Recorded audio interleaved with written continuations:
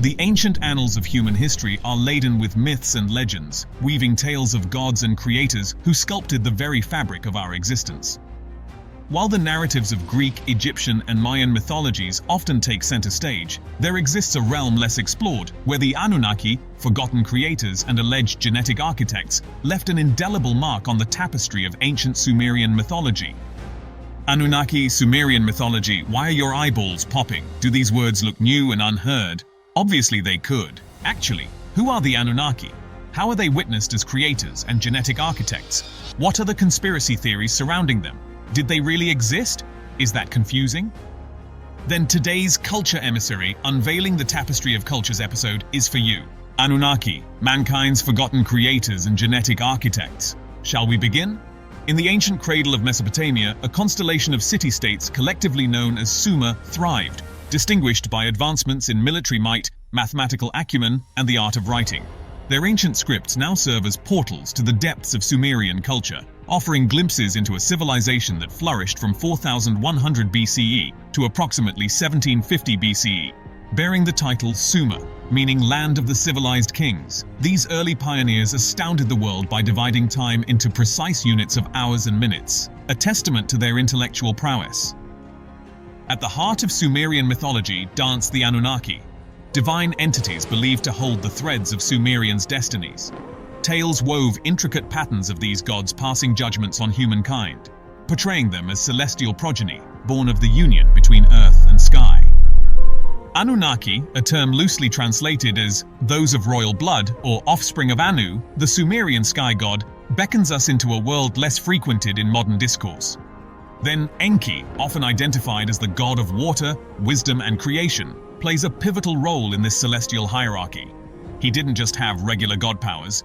He supposedly built one of the earliest Sumerian cities, Eridu, and even kickstarted human civilization. The stories about Enki, found in texts like the Enuma Elish and the Epic of Gilgamesh, paint a cool picture of the Sumerian universe and give us a peek into what Enki was all about. Now, when it comes to showing Enki in art, it gets pretty interesting. Sometimes you see him holding a scepter with a ram's head, showing he's in charge and can make things grow. Other times he's hanging out by flowing water, like he's the one giving life to everything around him. And check this out. The caduceus, a symbol with two snakes wrapped around a stick, is connected to Enki. Some folks even think it's a hint about DNA, suggesting Enki might have had a role in creating us, humans. So imagine Enki as not just a god but a creative force, weaving water, wisdom, and life into the story of how we all began. Yet beyond these theories lies another intriguing tale, one that plunges into the depths of the alleged genetic modification of early humans, the Anunnaki's quest for gold. Some theorists propose that these celestial beings were more than mythical gods. They might have been actual extraterrestrial entities. According to a prevailing theory, they descended upon Earth from a distant planet, perhaps the mysterious Planet X, which supposedly brushed close to Earth millennia ago. But why would aliens act like gods on Earth? Well, some say it was to control humans. They claim the Anunnaki made the Sumerians mine gold for them, a precious material they needed for their home planet Nibiru. To make this process easier, their leader Anu got reports of problems, leading Enki to suggest a wild plan: tweak Homo erectus's genes to make a basic worker and lighten their workload. Does that sound like a horror sci-fi? Certainly. Imagine this: the creation of Lulu Amelu, the primitive worker, unfolds like a captivating blend of genetic tweaking and artificial pregnancy. Enki, renowned as the cloner, collaborates with Nana Herzog, the Anunnaki's chief medical officer, seamlessly merging genes from Homo erectus and the Anunnaki. While this might initially strike you as reminiscent of modern scientific concepts, it's in fact an ancient perspective on genetic engineering, portraying Enki as an authentic master of shaping life, top of form. Yet, the enigmatic theories surrounding the Anunnaki extend beyond ancient artifacts. Some theorists push the boundaries, suggesting that the Anunnaki were not just extraterrestrial beings, but a species of reptilian humanoids. According to this belief, these reptilian entities actively participated in aiding the Sumerians in developing fundamental aspects of their civilization, such as systems of writing and mathematics. While the idea of the Anunnaki and their alleged involvement in ancient genetic engineering is captivating, it's important to acknowledge dissenting voices. One prominent figure in this discussion is Zechariah Sitchin, whose works delve into a literal interpretation of extraterrestrial interference in human affairs. Sitchin's ideas, particularly outlined in his book The 12th Planet, challenge conventional perspectives on human history.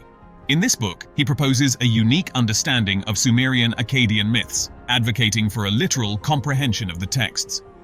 Central to his narrative is the notion of Nibiru, the planet mentioned earlier in the gold-digging story.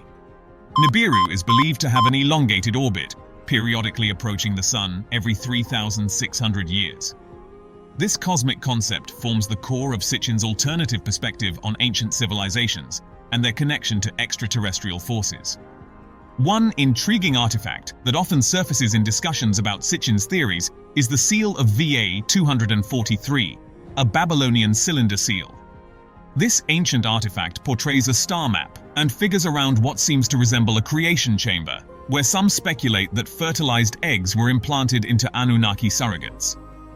This visual representation, coupled with Sitchin's interpretations, contributes to the ongoing mystery surrounding the Anunnaki and their potential involvement in genetic engineering. Critics, however, argue that Sitchin's translations and interpretations are far from academically rigorous. Scholars and experts in Sumerian studies have contested the accuracy of his translations, pointing out discrepancies and inaccuracies. The academic community widely dismisses Sitchin's theories as speculative and lacking the scholarly foundation required for serious consideration. Despite these criticisms, the intriguing narrative of the Anunnaki takes a melancholic turn with their decision to depart from Earth. However, the reasons behind this departure and the subsequent chapter in human history post-Anunnaki remain elusive. Contemplating this mystery, what are your thoughts on the Anunnaki? Are they gods, aliens, or reptiles? Are they benevolent or cruel? Does Anunnaki, mankind's forgotten creators and genetic architects, deserve more attention? Share your views below, and stay tuned for our exploration of another fascinating culture on Culture Emissary.